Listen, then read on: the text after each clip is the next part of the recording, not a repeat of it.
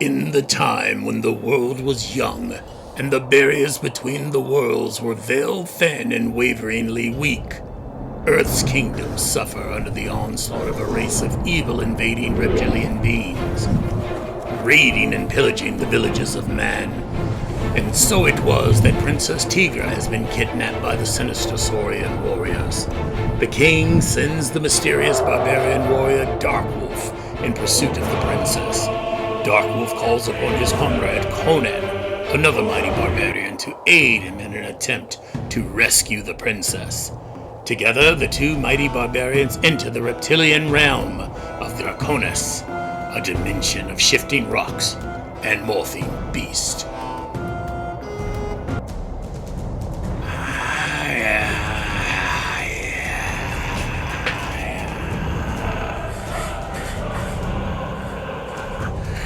Resnia,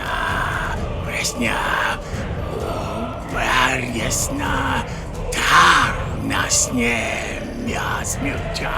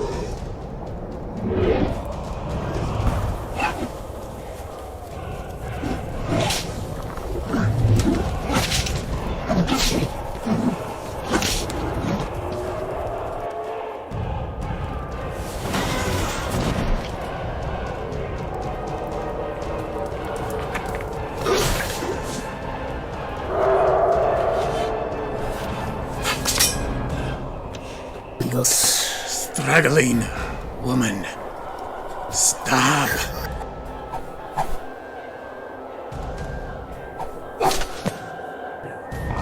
Oh, die, barbarian.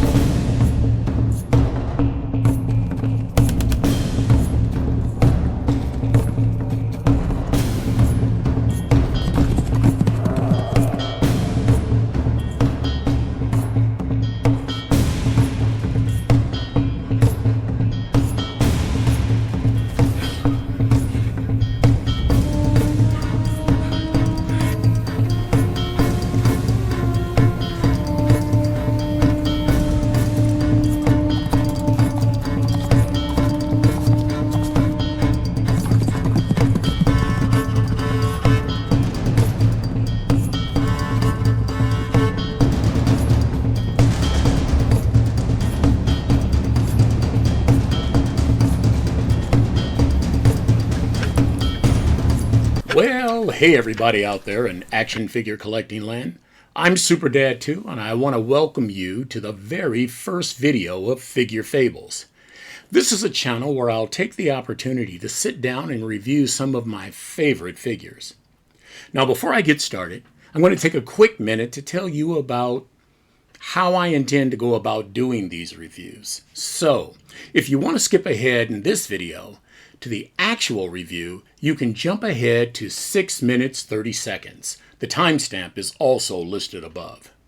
So, each review will preface with a little animated short, or Annie-short as I call them, using AI and stop-motion programs. Now, hopefully, it'll be a new way to play with and share my love of different figures that have just been sitting on the toy shelves in fixed poses. I don't know how many times I've looked at those static figures from so many toy lines and genres only to have them come to life in my own headcanon. Or I'd put them in dynamic poses where they stayed in place for weeks before I touched them again. These programs will allow me to play with my beloved figures and hopefully share the content with like-minded individuals like some of you. I also hope to reach out and become part of the action figure collecting community that I've really come to enjoy and love. Yes, I said love, well, because I love you. Now, I want to apologize to all of you up front for some of the AI slop in this first short. I'm just getting to learn the program, and I'm finding it a lot harder to render these shorts with the limitations of AI because of how it interacts with action figs, which is different from just letting the AI run wild with written prompts creating its own content. Hopefully, I'll get better at this as we move on down the road.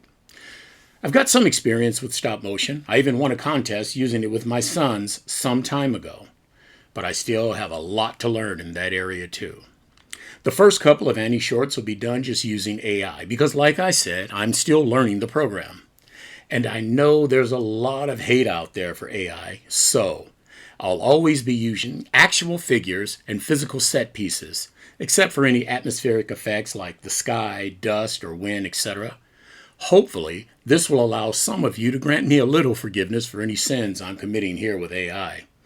And I'm finding it a bit more difficult to write prompts to control the AI around actual physical pieces like the figures and set props.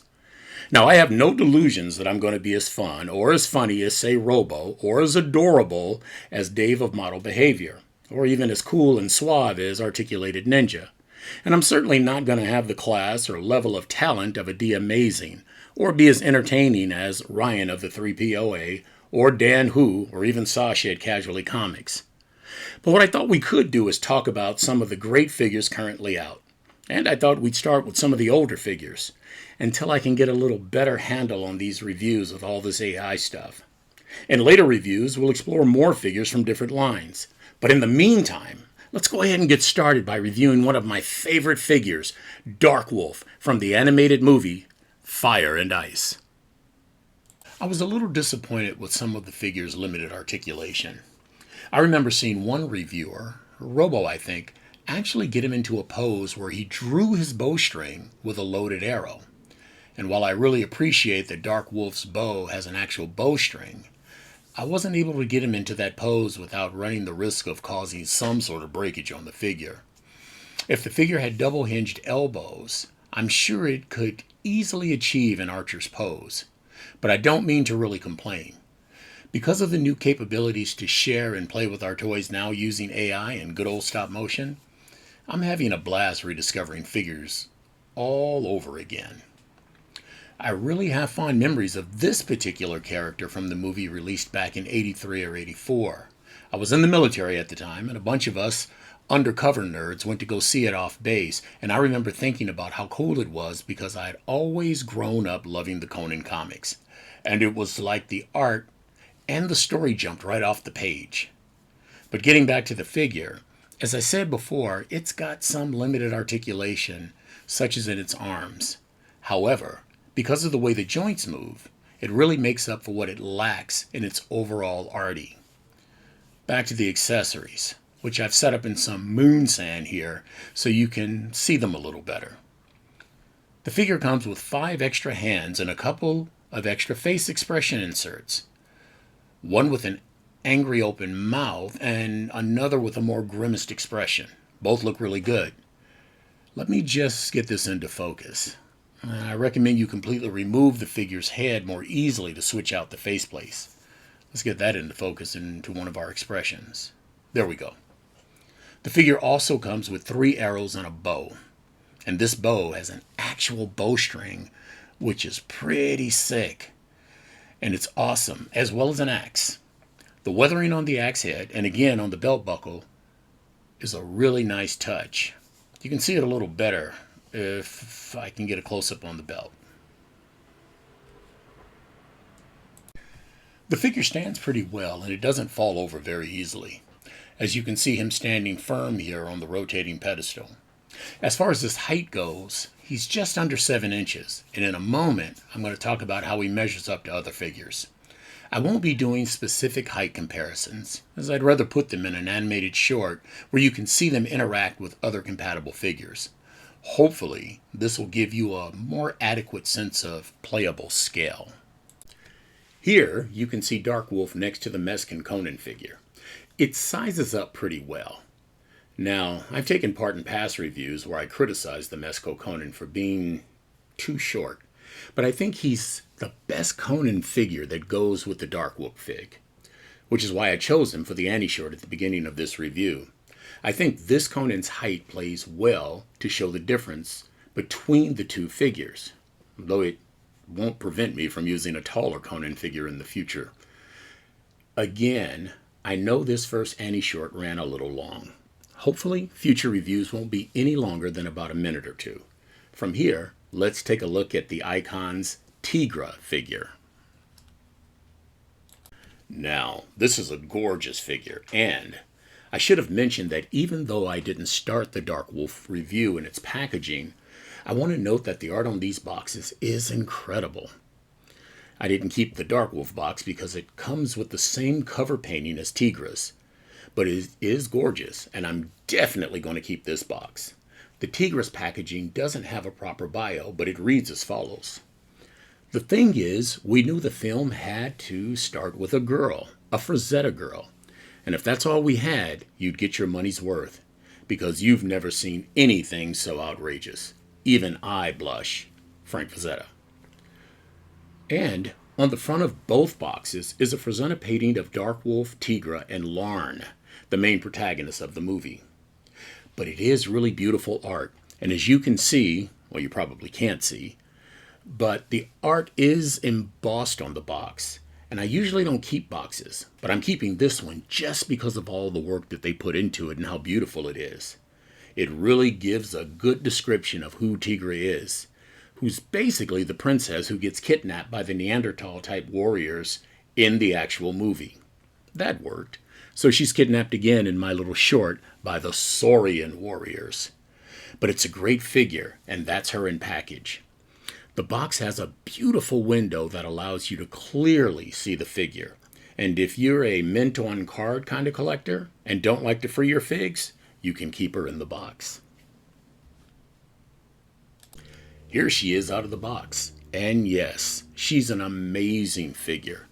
I love her contours and, yes, curves. She's definitely an action figure, but she certainly embodies the damsel in distress trope she is in the 80s animation. I know it's an unpopular way to portray female characters in today's world of girl bosses and Mary Sues, but I'm giving Teegra a pass for the sake of nostalgia. The figure comes with several accessories and a panther, which is pretty static, but does have an alternate head. Teegra also comes with a couple of different weapons that she can hold. Now, I know that I'm speaking to some seasoned veterans, and I really don't need to mention that you should use a blow dryer, heat gun, or boiling water before you swap out hands, heads, hair, or any other pop-on accessories. While these figures have been very good, I've had others where I didn't try to heat them up, and I've had pieces break or snap off. And although I haven't heard any issues or mishaps regarding any of the Icon collectibles, and I want to be clear about that, it's better to be safe than etc. So please, be careful. Here's the alternate panther head. As you can see, it comes with a different expression with a mouth that's slightly snarling, that's a bit more ferocious. Teegra also comes with two alternate heads, and as you can see, one has a bit of a stern expression, and the other has her lips pursed. I think they did a great job with these three face sculpts. She also comes with two alternate pairs of hands. She has a pair of splayed out hands, and she has another hand if you want to have her hold her spear with both hands. And finally, she's got another hand that's just kind of a relaxed hand. She comes with a cool little dagger and the stake, so maybe she's the first vampire slayer. I don't know. That's a Buffy reference to you collecting neophytes out there. Hey, maybe that's what I should have named the channel. Teegra also comes with an alternate hair piece. Again, if you take the time to heat the piece up before applying it to the head, it goes on a lot easier.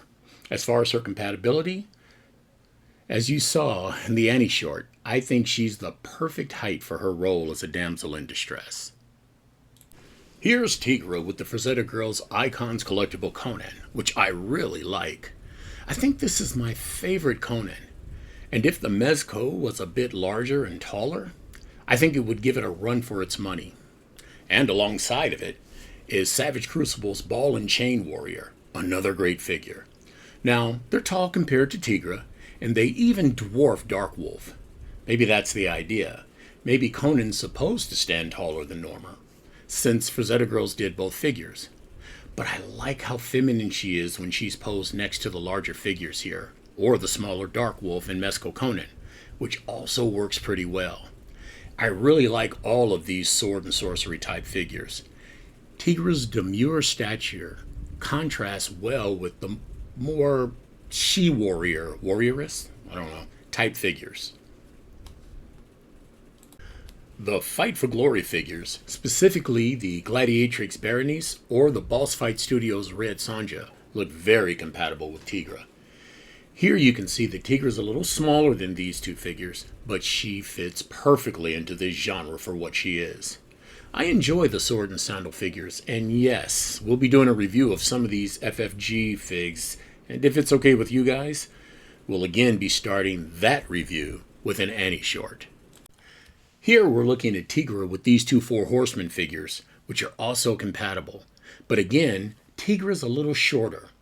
I really like the Four Horsemen Seven Kingdoms Queen Alexandra and the Mythic Legion Barbarianess.